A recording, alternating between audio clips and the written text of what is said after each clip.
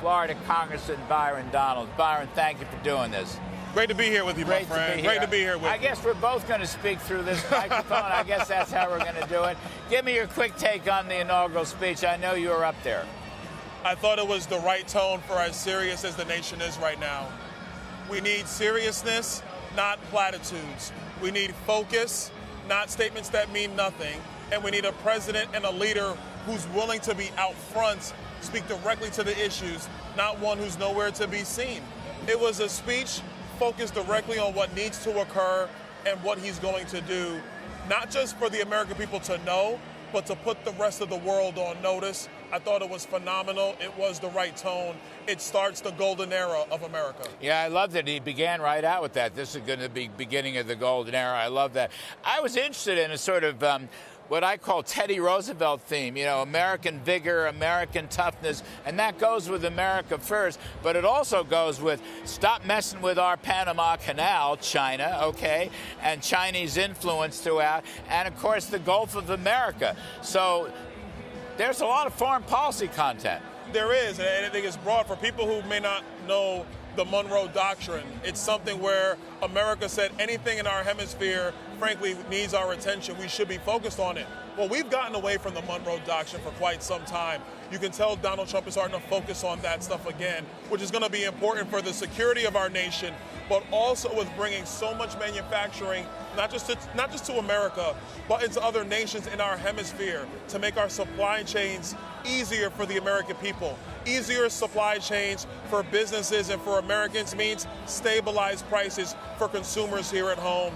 That's why all of the economic agenda, I know he didn't mention tax policy, but he didn't really need to. On Capitol Hill, we are going to continue Donald Trump's tax policy from his first administration because, Larry, it's the best tax policy our nation's ever had. He did mention tariff policy. He did. And he did mention this new external tariff revenue something agency. What do you think about that? I think it's great. I think there's nothing wrong with refocusing or positioning new agencies for a specific goal. We know one of the big problems in Washington is mission creep. You have agencies that were created for one purpose and they end up doing all these other things over time. So having an external revenue service solely with the purpose of collecting in tariff revenue to go directly to the Treasury, that is the kind of focus and details you need. A business mind would think of something like that. A political mind would say, oh, just run it through another agency where you have more mission creep, where it takes away from the needs and the services that the American people need to be able to rely on from a different agency. I think it's the right step. He's been meeting with a number of Republican groups, a number of Republican House member groups, and I noticed he did have a particular emphasis on stopping the overspending as a way of stopping inflation. No, he's absolutely correct. Scott Bessent, Treasury nominee, who's going to make a fantastic Treasury Secretary. We both know him. He's been exactly right, along with Donald Trump. We have to bend the mandatory spending curve in our federal budget. Joe Biden, what he did these last 4 years, which was so reckless, Larry, he massively extended and expanded mandatory spending and discretionary spending using COVID-19 as an excuse. We have to unwind all of Biden's COVID spending if we're going to have any chance of having a sound fiscal future for our country. And you know, like I know, the bond market is watching. Yeah. You can have tax policy, you can have energy dominant policy and all these other things. But if you do not have stable finances, the bond market is going to come after us sooner rather than later, and that's going to hurt all Americans. And drive up interest rates, including mortgage rates, some of which has already happened. And it's interesting to me that he included the overspending in there. I mean, I think that was deliberate. I think he heard it from a lot of your colleagues in the House. And I don't think people understand, as you just put it, how much entitlement spending Joe Biden has expanded and tried to drive into the baseline forevermore. Yeah. And that's got to be taken down. No, we got to take it out immediately. Not the big one. We're not talking Social Security here. Right. We're not talking Medicare. Right. But you say COVID and various forms of climate change and food stamps and things of that nature without any requirements, without any even work requirements. Listen, if you're disabled, children, people who are affirmed, that's those people, we're still going to provide those services. If you're able-bodied in America and we did these expansion populations because of COVID, we're going to have to roll that back. The people in our country who truly need help, we want to be there for them, and we want to help them. But at the same time, Donald Trump is bringing back a society based on meritocracy, on merits, and on work, and on efforts. And in order to do that, we can't have people who are able-bodied just sitting on the rolls. You're going to have to come off. We need you to get back to work. It's not just to your individual benefit, it's to the benefit of our entire country. Because if our labor participation rate gets back up to where it needs to be, we're only going to be more successful as a country. Absolutely. And of course, he was very clear, very explicit about the border. Very clear today.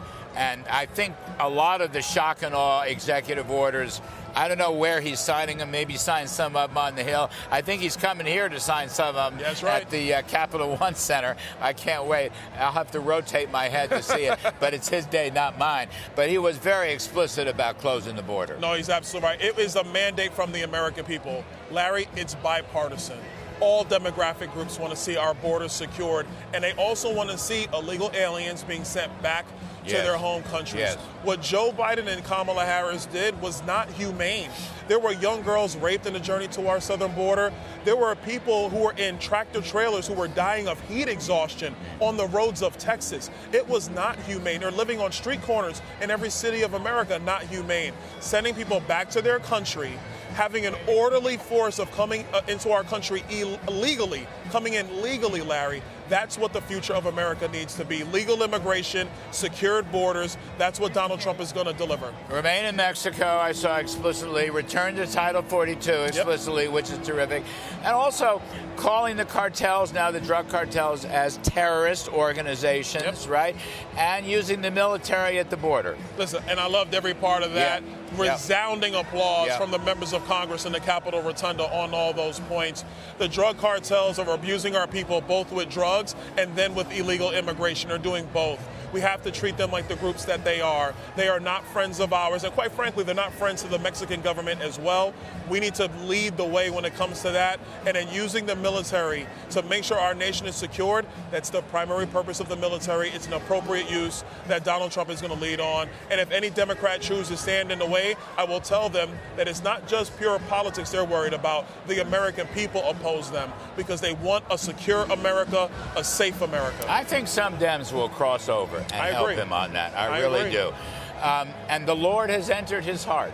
I mean, he was explicit about that. The Lord has entered his heart. I think it will make him a better president and will make us a better country. You know, after, I was with him that Monday night of the convention right after his life was almost taken from him in Butler. And I remember when I talked to him just privately, we talked, and I came out and people asked me, and I said, he looks to be very contemplative. Who wouldn't be after your life was almost taken from you?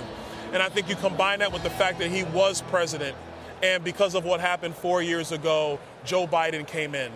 And I think he's had an opportunity to think about all this, and he's ready to lead this nation in one of the great times and the great pivotal points of America. I do. I think we will all benefit from it. Byron Donalds, you are the best of the best. My friend.